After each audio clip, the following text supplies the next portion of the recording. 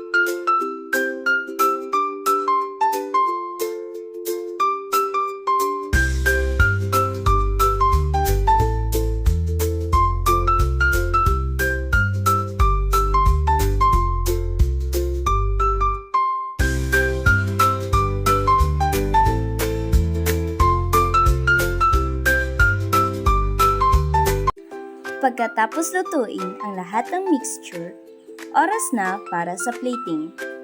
Kumuha ng saging at hiwain ito sa nais mong hugis. Ilagay ang hiniwang saging sa taas ng nilutong banana pancake. Pagkatapos, ay buhusan ito ng masarap na chocolate syrup.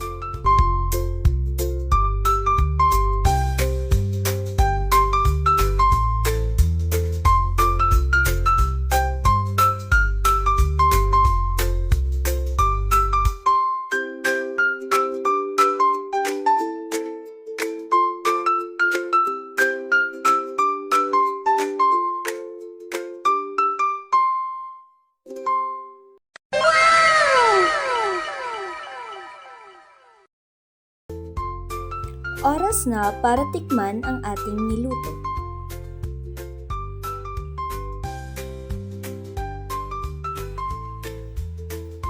Tunay nga na napakasarap ng banana pancake.